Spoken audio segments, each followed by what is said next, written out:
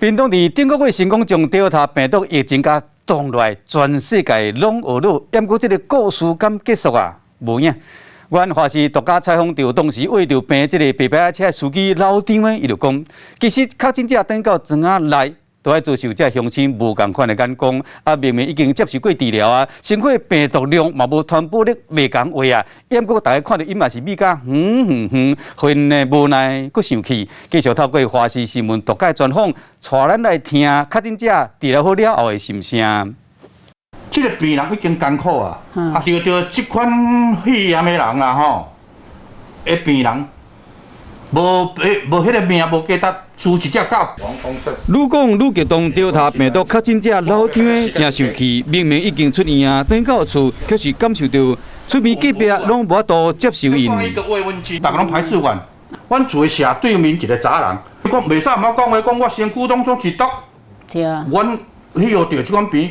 是恁政府政策唔对，迄个感染到的啊！阮是无辜的。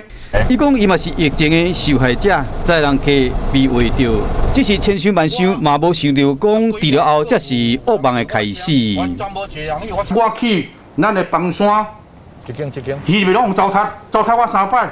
安怎甲你糟蹋？伊安怎我糟蹋？伊徛伫柜台，啊，我伫外口，我要入去的时阵，我是毋是要先量体温、消毒？记名，对，我拢总有做，为什么我入面时阵，佮糟蹋我讲你无写，你处理写？为着了后，伊虽承认非法载人客，佮交出人客名单，其实和卫生单位当作是防疫的大功臣。虽然讲这段时间真艰苦，也阁有好朋友伫甲支持。足甘心这个贵姓啊，因两阿某，逐工下昼时啊，下早时暗时啊，3顿拢送来还食，我感觉甘心，感谢，足感谢，感谢贵姓恁人阿某。哎，贵姓啊，谢谢，这10天互你照顾，谢谢。啊，就是伊。一见面就一直说多谢，其实两人是30年好朋友。但贵姓讲，唔那只个厝边隔壁无法度接受伊尔，连其他地区的人拢无法度接受香港人。人听到香港人讲恁等，我无爱请，我计惊恁香港人可怜呢。病听到香港人无爱收呢，我唔得放心吗？其实香港早就进行普筛，拢是阴性。依照中央流行疫情指挥中心的标准，确诊者CT的数字若超过30对才出院。因为伫屏东，包括老张以这的人，拢超过35才出院的。依照科学的标准，这款的病毒量，应讲是袂共话。我呼吁你政府，咱屏东县政府单位发公文去互因各乡，你若确诊者，会当叫船长。